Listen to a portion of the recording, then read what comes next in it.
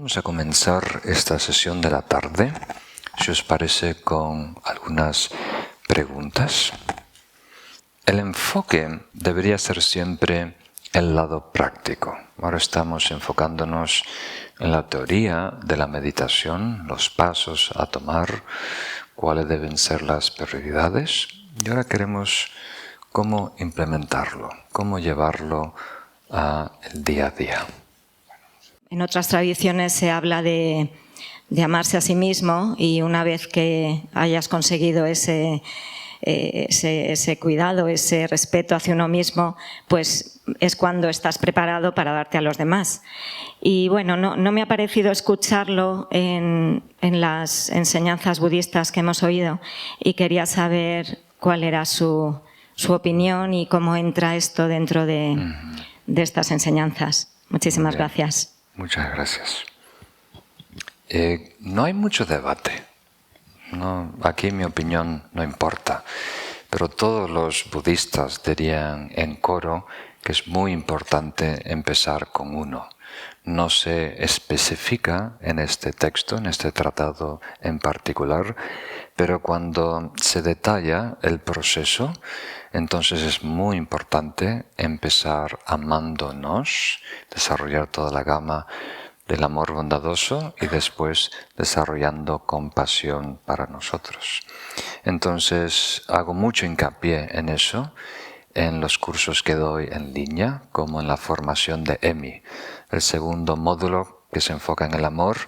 Las primeras 2 lecciones son amor hacia nosotros. Primero, amor a nuestra historia, nuestro pasado, reconciliarnos con cualquier daño que hayamos hecho, y amor hacia el futuro. Y la compasión igual. Primero amarnos a nosotros, después fortalecer el amor o purificar el amor que ya existe con seres queridos, después desconocidos o personas a las que somos normalmente indiferentes, y después incluso a los traviesos, a todos los seres. Entonces, al igual que hemos mencionado, cuando estamos desarrollando amor bondadoso hacia los seres queridos, estamos tratando de lograr el estado del amor. Estamos tratando de ir más allá de un amor ocasional o de resolver desencuentros en el pasado. Entonces, hacia nosotros igual, no solo tenemos que dirigirnos a un momento, un episodio de nuestra vida y sanarlo. Queremos desarrollar una relación muy íntima, muy cercana, muy comprometida con nosotros en cara al futuro y convertirnos en nuestro mejor aliado. Entonces, por ejemplo, en el módulo 2 de entrenamiento mental, la primera meditación es amor hacia el pasado, particularmente un incidente, pero el segundo, que es aún más importante, es amar todo lo que somos y todo lo que vamos a hacer. Y una manera de hacerlo es imaginarnos en nuestros últimos días. Y desde esa perspectiva, en el lecho de la muerte, cómo vemos lo que ha transcurrido, lo que hemos hecho. Los valores, las prioridades, todo cambia. Y entonces, si nosotros nos podemos, ¿cómo diríamos?, reconciliar o crear una hermandad, una amistad con ese ser, con nuestra mejor versión en los últimos días de nuestra vida, cuando tengamos más experiencia, más sabiduría, de ahí se crea, como diríamos, una amistad muy pura, un compromiso muy genuino. Y lo equivalente, para darnos una idea, es escribir el último capítulo de tu vida. Tú sabes ya cómo acaba, sabes el nivel de compromiso y de entrega que tienes con esta última versión.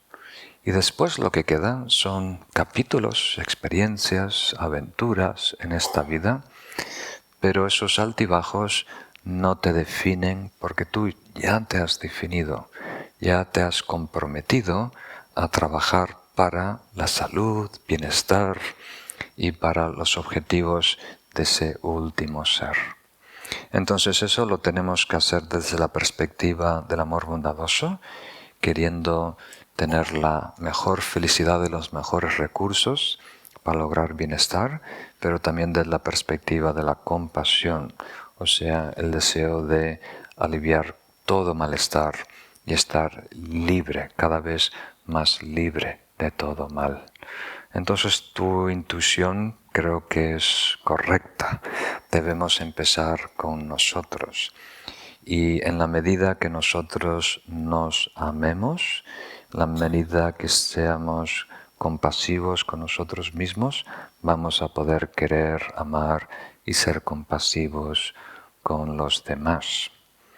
Y hay que hacerlo bien, de la misma manera que el amor hacia los seres queridos se puede corromper en apego, en una preferencia personal.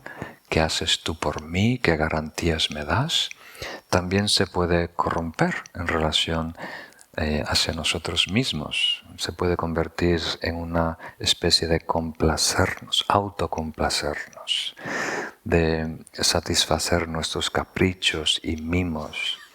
Entonces, tenemos que encontrar ese punto de equilibrio en donde somos pacientes, tolerantes, compasivos con nosotros mismos, pero a la vez de ser nuestro mejor amigo, también somos nuestro mejor coach, nuestro mejor mentor y alguien que siempre está pidiendo y exigiendo de nosotros nuestra mejor versión, siempre buscando mejorar, crecer y madurar. Y eso incluye enfrentar diferentes retos, enfrentar nuestros miedos, superar nuestras limitaciones. Entonces tenemos que encontrar ese punto de equilibrio en donde nos reconfortamos, pero a la vez nos exigimos cada vez más de nosotros. Y creo que en la medida que hay confianza, cuando tenemos un amigo y hay mucha confianza con ese amigo, podemos ser muy directos, muy francos, ¿verdad? Con esa persona, sin, como diríamos, pelos en la lengua, decir directamente lo que sentimos, lo que queremos, lo que nos parece, ¿verdad? Y la otra persona, si se siente mal, no lo toma a pecho, no lo toma personalmente, sabe que viene de alguien con buena intención. Entonces, eso ocurre cuando hay una buena relación de amistad, ocurre cuando hay una buena relación entre maestro y estudiante o discípulo, y ocurre también cuando hay una buena relación entre nosotros mismos, con nosotros mismos. Si hay mucha confianza, si estamos comprometidos al final, ¿verdad?, de actuar en concordancia con los objetivos, con los valores de ese último ser, entonces nos permitimos ser más honestos, más transparentes y reconocer nuestras faltas y nuestros fallos. Si no hay esa confianza con nosotros mismos, no hay esa autoestima, entonces estamos no solo engañando a los demás, estamos constantemente engañándonos a nosotros mismos, fingiendo ser alguien que no somos y tratando de enmascarar errores, problemas, limitaciones, en vez de desataparlos y reconocerlos y atenderlos. Entonces, a largo plazo, los practicantes que son más exitosos son los que se quieren, los que se aman, los que se respetan y los que creen en su potencial, los que han desarrollado esta relación de confianza consigo mismos y pueden aceptar su peor versión también y trabajar con ella. Entonces, eso es muy necesario. Tenemos que empezar con nosotros mismos. Muy bien, muchas gracias. En varias ocasiones ha comentado que, bueno, para empezar este camino de espiritualidad y de meditación, tenemos que tener unas causas y condiciones. Y dentro de esas condiciones, pues estar sanos, estar libres de enfermedad. Entonces, ahí es donde viene nuestra pregunta. Primero, ¿a qué tipo de enfermedad, ¿no? Porque pues aquí cada una pues tiene una diferente situación y pues en el mundo hay muchísimas situaciones, pero pues la enfermedad pues en general causa sufrimiento, a la vez hay superación, dolor físico, en mi caso es movimientos que no se pueden hacer. Pero pues aquí uno se puede quedar como en dos opciones, ¿no? O en el victimismo y esto, y en muchas ocasiones pues la misma enfermedad nos conlleva a una búsqueda, ¿no? A este encuentro espiritual. Y entonces para mí fue como un shock ver, ¿no? Libre de enfermedad, yo, pero al contrario, es lo que necesito, ¿no? Entonces, pues es un poco eso, preguntar. Muy bien, muchas gracias. Gracias. ¿En este texto, en esta enseñanza o en otra ocasión escuchaste eso? En las dos. En las dos. Vale. Sí. Muy bien. Primero, para atender la pregunta directamente, solo hay una regla. Si tuviéramos que tener un lema estampado en la camiseta, un tatuaje, es: haz lo mejor que puedas en las circunstancias en las que te encuentres, ¿verdad? Nadie puede pedir más de nosotros que eso. Nosotros mismos no nos podemos exigir más que eso. Entonces, en las circunstancias que nos encontremos, internas y externas, físicas y mentales, ambientales, hacemos lo mejor posible. Y eso es la mejor manera de crear mejores circunstancias en el futuro, porque todo depende del karma.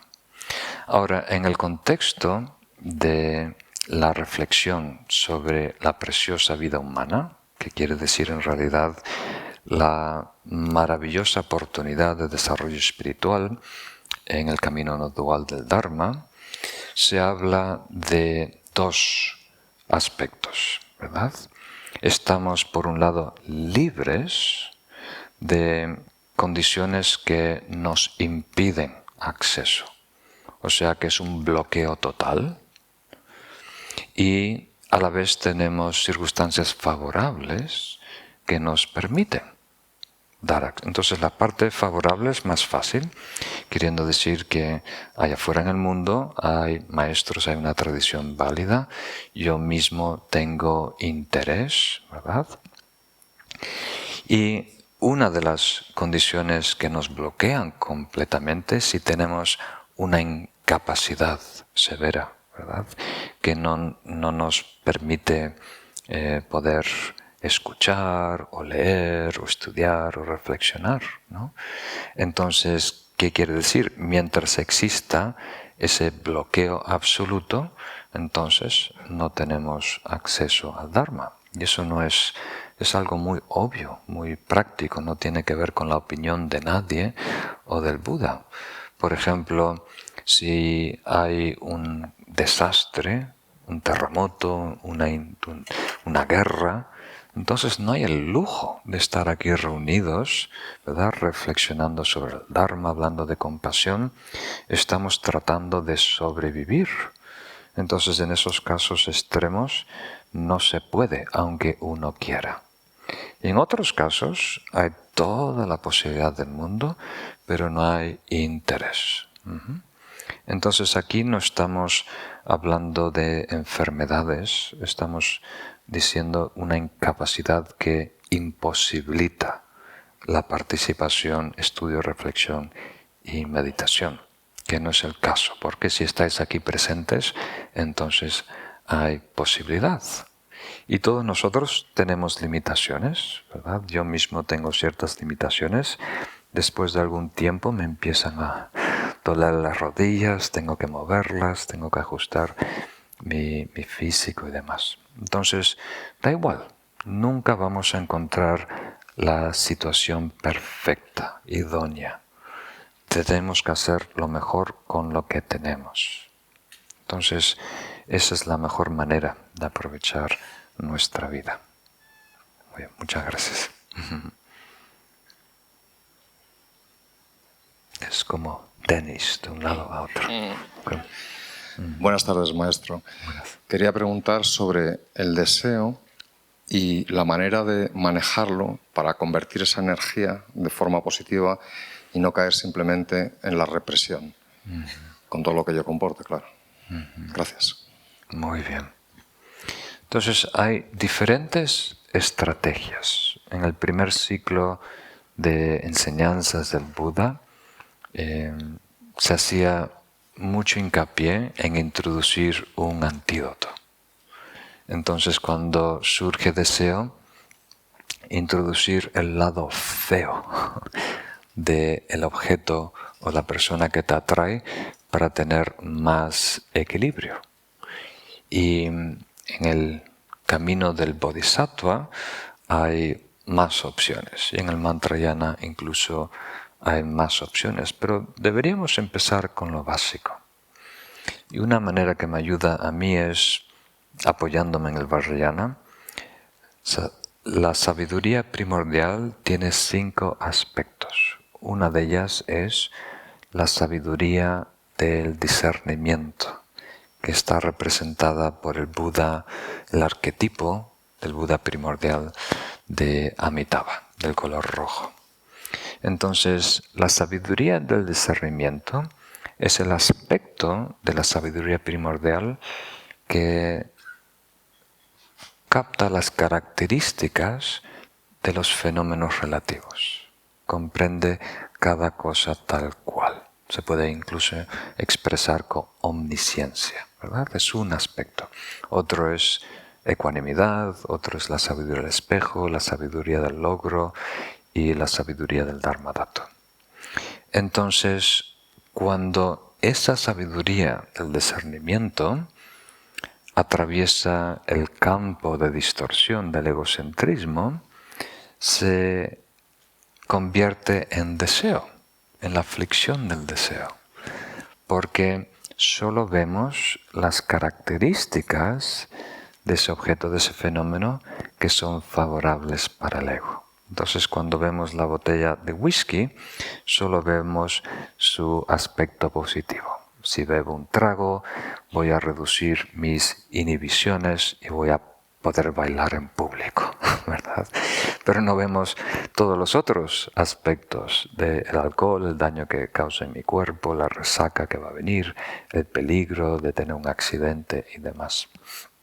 Entonces, en esta primera forma de atender ese deseo es simplemente recordar la otra cara, ¿verdad? Ahora estamos sobreestimando el aspecto bueno, ¿verdad? Entonces, si estás fascinado con el cuerpo de otra persona, entonces empiezas a ver 1 milímetro más allá de la piel. ¿Y qué tiene por las tripas? ¿Verdad? ¿Qué tipo de órganos y cosas interesantes están pasando por su cuerpo, ¿verdad? ¿Qué tipo de líquidos y gases y cera en los oídos? Todo tipo de cosas que dan una perspectiva más completa, ¿verdad? De ese artista, de ese modelo o lo que sea. Bien, muchas gracias. Entonces, si os parece, continuamos con el texto. Lo podemos poner en pantalla. Estamos en la página número 7. Estoy muy contento con vuestro interés y con las preguntas que están haciendo. Son muy beneficiosas, yo creo, para todos. Entonces, para recapitular, habíamos visto los consejos de Kamalashila para desarrollar shamatha, consejos muy prácticos que tienen que ver con crear un ambiente, un entorno favorable. Después, 3 consejos para la práctica de Vipassana, ¿verdad? Tener una persona de confianza que nos pueda instruir, estudiar y escuchar bien. Y luego el tercer punto, reflexionar bien. Porque meditación es insistir en la verdad, insistir en un estado positivo, ¿verdad? Gom en tibetano, que quiere decir habituarnos o familiarizarnos.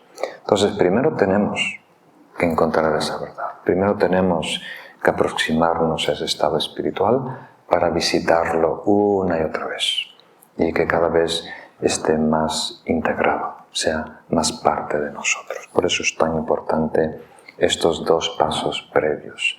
La escucha, que produce conocimiento, y la reflexión, que produce comprensión.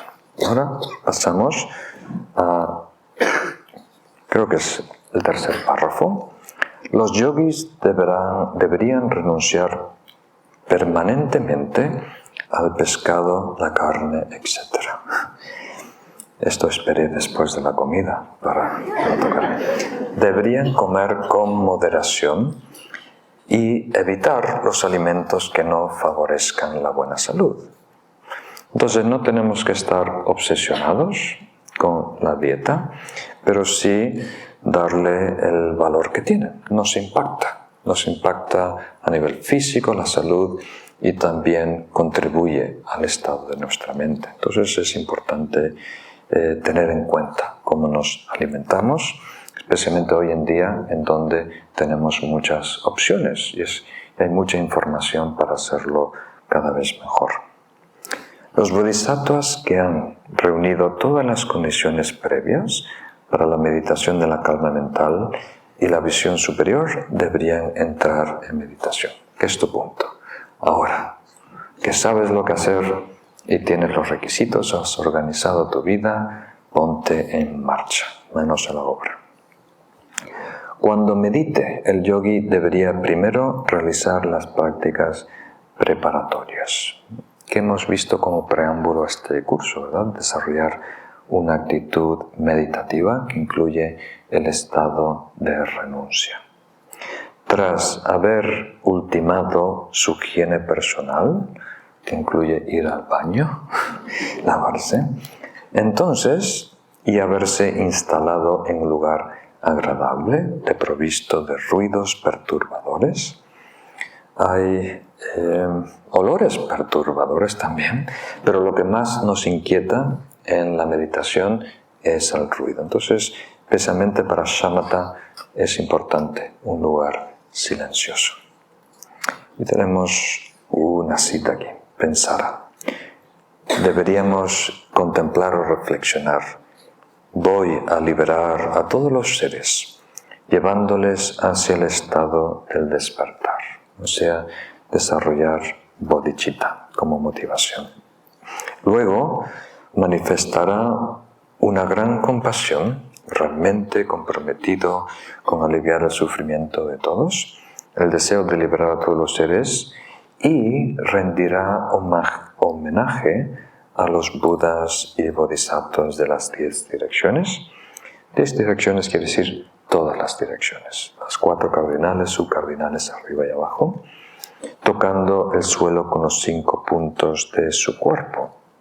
Esto quiere decir hacer una postración física en donde nos inclinamos, tocamos las rodillas, las manos y la frente en el suelo.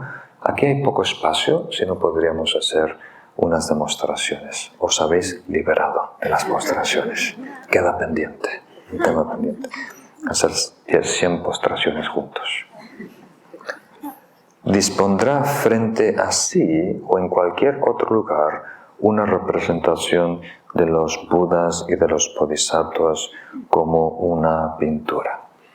Esto para algunos que tienen como diríamos, una mente muy libre, les suena un poco raro, ¿no? Parece idolatría, especialmente en la próxima línea, cuando dice, hará tantas ofrendas y oraciones como sea posible. Entonces, si habéis participado en algún curso en línea, dependiendo de la toma, suele haber unos cuencos detrás de mi cabeza que le estamos ofreciendo a la imagen, a la estatua del Buda Shakyamuni. Y la primera vez que lo vi fue un poco extraño, porque por una parte es muy ridículo. El Buda está iluminado, no necesita agua, no necesita comida, y menos una representación, una estatua de yeso del Buda. Entonces es doble ridículo hacer ofrendas a un Buda y a una representación del Buda. Entonces me pareció raro, particularmente a mí que soy un poco renuente a participar en rituales, todo lo que es simbología, ¿verdad? Tengo una inclinación más analítica. Pero mis maestros tuvieron mucha paciencia conmigo y me lo explicaron. Y yo poquito a poquito lo fui valorando y experimentando. Entonces, lo importante es comprender que si hay un medio habilidoso, una forma de desarrollar un estado positivo y virtud que nos aproxime a la verdad, debemos aprovecharla. Si no hay un medio habilidoso, no hay una forma de mejorar. Entonces, en este caso, podemos compararlo con un idioma. Nosotros ahora nos estamos comunicando en castellano. Y a través de este medio se está transmitiendo un sentido y un querer. Y sin el lenguaje es muy difícil, ¿verdad? Simplemente con gestos, con muecas, ¿verdad? Transmitir lo que queremos. Entonces, las ofrendas, el homenaje, la inclinación, es una manera de expresar algo muy importante. Y todo depende cómo lo utilicemos, ¿verdad? El ejemplo que doy es estar caminando por la calle. ¿Cuál es la avenida más famosa, más importante de Madrid? La Gran Vía. Estás caminando de paseo por la Gran Vía, mañana por la tarde, al acabar el curso. De repente, sorprendentemente, te encuentras con una vieja amiga. Hace tantos años, 7, 8, ya no te recuerdas la última vez que la viste. Sabes que es antes de la pandemia. La pandemia es marca. Y te sorprende. Oh, qué curioso, tú aquí en la Gran Vía en Madrid. Te acercas, la saludas, le das un beso. En España, 2 besos, un abrazo. Entonces, ese es un rito social. Es algo que hacemos para comunicar el afecto que tenemos el uno al otro, ¿verdad? Entonces no te puedes parar delante de tu amiga y decir, te voy a mandar cariño y afecto, ¿verdad? Necesitas expresarlo de una manera que esa persona lo puede apreciar y captar. Con afecto, en España, en el sur europeo, con contacto físico, ¿verdad? Si fuera en el norte, a lo mejor no era tan necesario si eres japonés. Entonces, en el desarrollo espiritual también empleamos ritos para transmitir algo. Entonces, de la misma manera que dar un beso, un abrazo puede ser falso, puede ser una manera de fingir o engañar o manipular a alguien, también podemos caer en el ritual hueco, ¿verdad? Simplemente las formas por las formas. Pero si lo hacemos bien, con sabiduría, con atención, con cuidado, es muy valioso. Nos acerca al estado de Buda, nos acerca a nuestra mente iluminada. Entonces, el gesto no importa tanto. Puede ser un cuenco de agua, un cuenco de flores, un cuenco de perfume, un cuenco de comida, cualquier cosa. Pero tuvimos la consideración, ¿verdad? Lo hemos preparado con cuidado. y con mucha atención y cariño se lo presentamos, se lo ofrecemos al Buda. Eso quiere decir, algo de nosotros está rindiendo, está homenajeando algo superior, elevado. Y el Buda no es solo una figura, un personaje histórico, un ser iluminado, también representa nuestro potencial, ¿verdad? Hay el Buda interno y hay el Buda absoluto, el estado último de nuestra mente.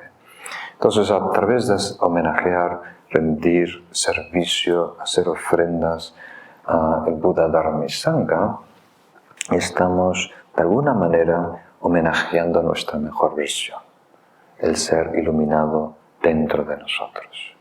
Y es muy importante cada día tener ese hábito, un pequeño gesto para recordar Dharma, el estado espiritual, Buda, el ser perfecto, Sangha, los maestros y maestras iluminadas. Nos hace más receptivos, más humildes, más respetuosos y más apreciativos de todo lo que es el desarrollo espiritual, ¿no? Y por eso es tan importante hacerlo al principio de la práctica meditativa, tan importante como desarrollar compasión.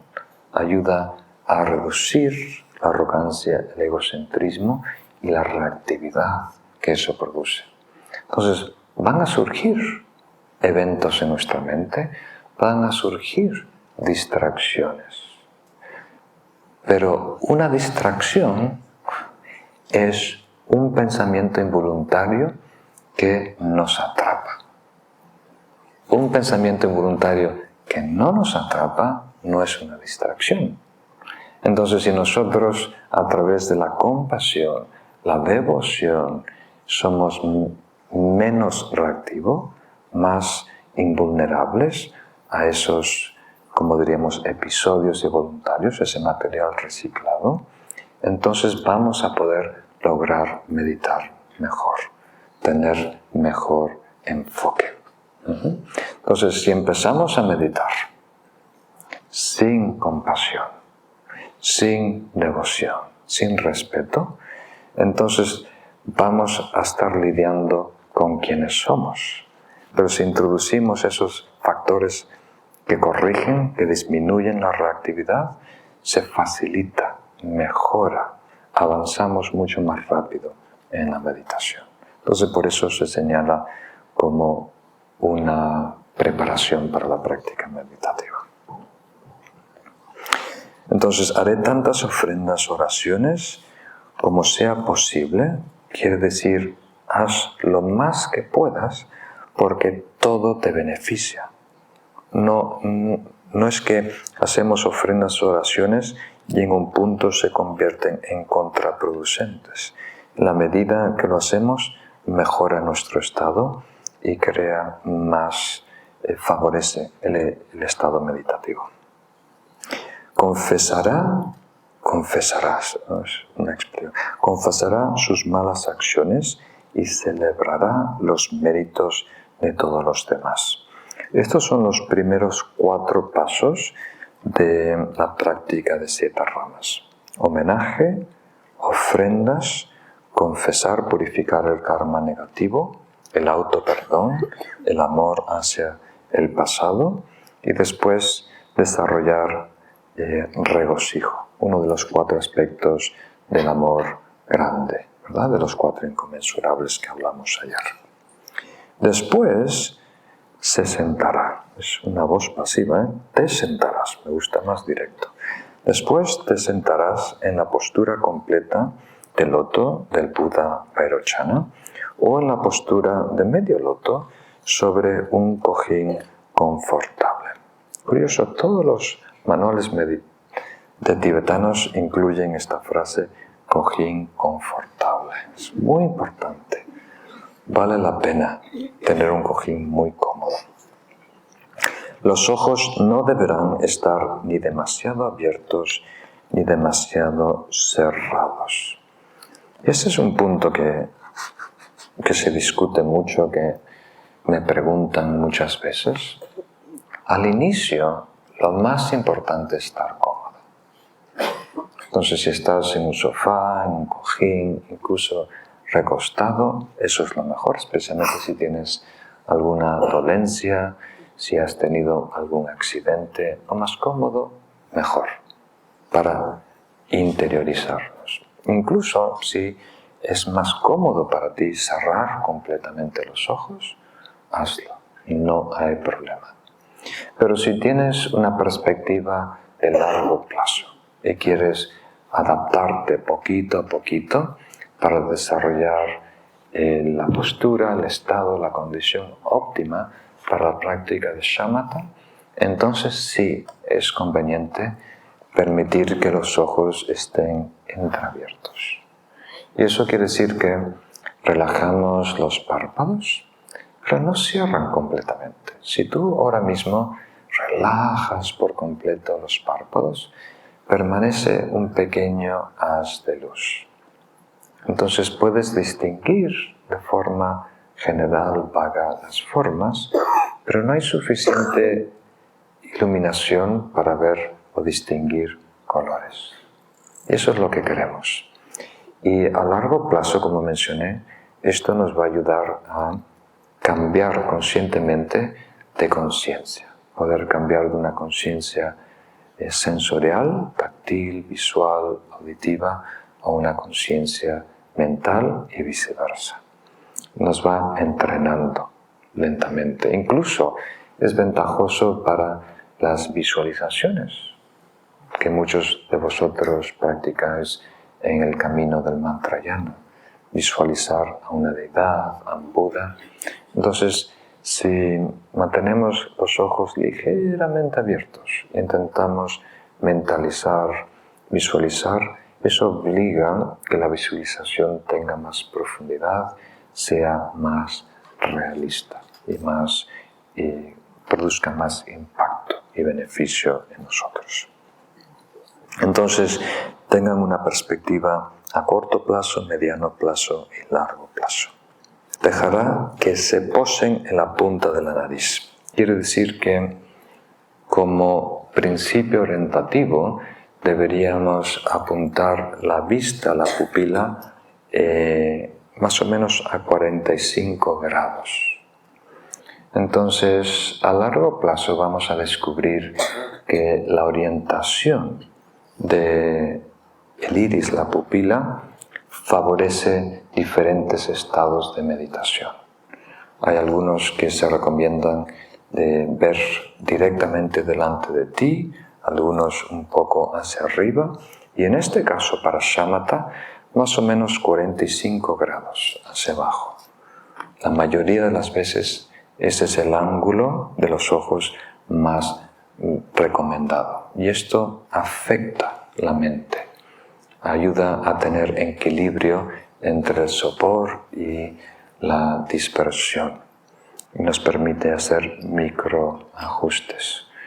Esto lo podemos apreciar cuando el estado de shamatha pase al tercer o cuarto nivel. Hay 9 niveles, cuando podemos superar la distracción mediana. Ahí la postura, la posición de las manos, la inclinación de los ojos, eso todo aporta valor. Inicialmente, para ser honesto, no aporta mucho valor porque estamos lidiando con cambios bruscos, estamos operando a un nivel muy burdo. Pero la manera que la mente se logra más equilibrio, entra en un estado más sutil, más refinado, empieza a apreciar la correlación con el cuerpo físico. Y la postura, la posición del cuerpo físico, particularmente los ojos, ayuda, favorece, induce un estado meditativo. Pero si lo empezamos a hacer desde el comienzo, ya es una ventaja. Nos acostumbramos a ello y poquito a poquito vamos a sentir esa ayuda favorable, ese acompañamiento. El cuerpo no deberá inclinarse ni hacia adelante ni hacia atrás, deberá mantenerse erguido y centrar la atención interior. Esto a lo mejor es lo más importante, interiorizar toda la atención, sentir que nuestra visión ahora está muy extendida y la recogemos casi como si estuviera a 50 centímetros a 1 metro y después hacia adentro. Sentir que estamos todos enfocados aquí dentro del torso. Los hombros se relajan, deberán ser relajados en una posición natural, los codos ligeramente separados del torso. La cabeza no debería inclinarse ni hacia adelante ni hacia atrás, pero se nos dice que la mayoría de las veces estamos un poco hacia atrás. Entonces, para Shamatha se recomienda bajar ligeramente la cabeza. Eso ayuda a enderezar, a alinear la espina dorsal. Ni hacia un lado ni hacia el otro. La nariz se encontrará alineada al ombligo, sin para un lado para otro. Los dientes y los labios relajados, dejando un pequeño espacio. Y la lengua, curiosamente, tocando el paladar. Y todas estas indicaciones tienen 2 sentidos. Uno práctico y otro energético. Entonces, a nivel práctico, si la lengua toca el paladar, creamos menos saliva y tenemos que tragar menos y eso interrumpe menos la meditación. Entonces, suavemente tocando el paladar o si no, la punta de la lengua, la parte inferior de la punta de la lengua tocando el paladar. Los dos pueden ser. La respiración deberá ser suave, calmada, silenciosa. Así, sin esfuerzo, sin irregularidades, el yogi inspira y expira con naturalidad por la nariz, de forma lenta e imperceptible. Y esto quiere decir dejar que el cuerpo respire solo, completamente, que encuentre su ritmo natural. Y si el enfoque, si el objeto meditativo es la respiración en sí, como el caso de Anapanasati, entonces vais a ver que sin darnos cuenta estamos influyendo en la meditación. Al observar la meditación hay la tendencia de estirarla o hacerla más lenta, más profunda. Y eso simplemente requiere más tiempo. En la medida que compartimos o vivimos o experimentamos la meditación, vamos a poder presenciar sin manipular, sin influenciar, sin cambiar lo que el cuerpo necesita. Y de todos los objetos meditativos, el Buda resaltó la respiración porque tiene muchas ventajas, muchas cualidades. Primero, siempre está con nosotros, mientras estemos vivos, siempre tenemos un recurso para poder meditar.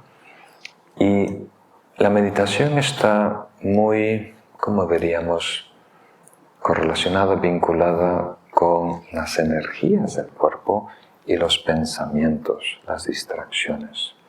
Entonces, al permitir que el cuerpo respire solo, que encuentre su ritmo natural y nosotros estar cómodos y contentos presenciándola, de alguna manera favorecemos la libre circulación de las energías y disminuimos la probabilidad que pensamientos esporádicos se enganchen, ¿verdad?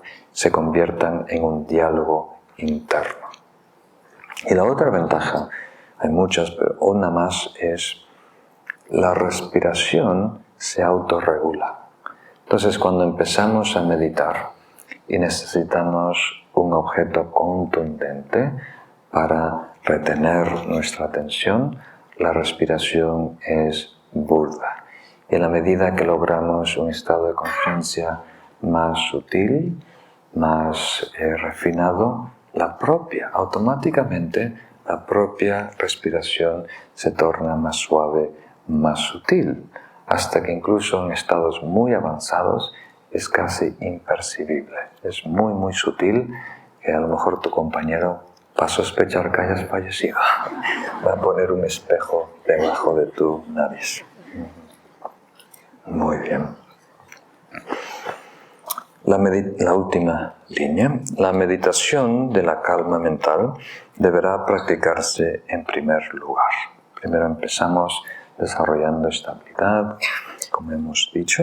La calma mental es el estado mental que nos libera de la distracción causada por objetos externos y memorias inconvenientes. Y en la página 8 conduce espontáneamente y continuamente hacia el objeto de meditación con felicidad y agilidad. Entonces, en nuestro primer encuentro con shamatha, tenemos que poner algo de interés, algo de entusiasmo, algo de motivación, porque parece una tarea, y muchas veces una tarea exigente. Pero en la medida que progresamos, vamos a encontrarlo muy favorable. Vamos a, como diríamos, incluso disfrutar de la práctica de shamatha, a tal punto que se puede convertir incluso en un apego, porque logramos un estado de bienestar, de flexibilidad, de comodidad, que de ahí no nos exigimos más. No nos exigimos otras meditaciones de amor bondadoso, compasión o vipassana. Pero al principio es una forma muy diferente de funcionar a lo que estamos acostumbrados. Hoy en día estamos acostumbrados a ser salvajes.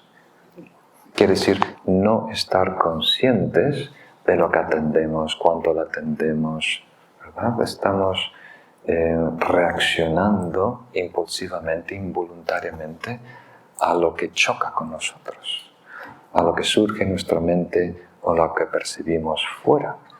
Entonces, participar plenamente de nuestra mente, de nuestro estado, es inicialmente muy ajeno. Y todo lo que es ajeno nos parece difícil. Pero como dice Shantideva, difícil o fácil simplemente es costumbre. Una vez que te acostumbras a algo, entonces se va a convertir en algo fácil. Hoy hacemos muchas cosas que son muy difíciles, pero como estamos acostumbrados, nos parecen muy fáciles. Y la meditación de shamatha se va a convertir en algo muy fácil y algo también que disfrutamos. Se llama visión superior, ahora pasamos a vipassana, definiéndola a lo que, partiendo de un estado de calma mental, examina con cuidado la esencia. El Sutra de las Nubes de Joya dice: la meditación de la calma mental es la mente concentrada en un punto. La visión superior permite hacer análisis exactos de lo último. Entonces, la visión superior, vipassana, no es solo una meditación analítica, pero suele empezar como un análisis, recordando la contemplación que hemos hecho y eliminando, como diríamos, rutas erróneas. El ejemplo que os doy, siguiendo el linaje de Manjushri, es si alguien nos da un mapa de cómo ir desde el centro de Madrid a Barcelona o a Denia, entonces lo que hace Manjushri es tacha todas las avenidas, autopistas erróneas. No te dice qué ruta tomar, pero te dice todas las que no tomar, ¿verdad? Entonces, un sistema de desarrollo analítico de vipassana es eliminar todas las propuestas erróneas de la realidad, todas las posturas conceptuales de lo que es la mente o lo que son los fenómenos, hasta llegar a un punto libre en donde podemos ver, experimentar sin conceptualidad, sin idea, sin abstracción. Muy bien.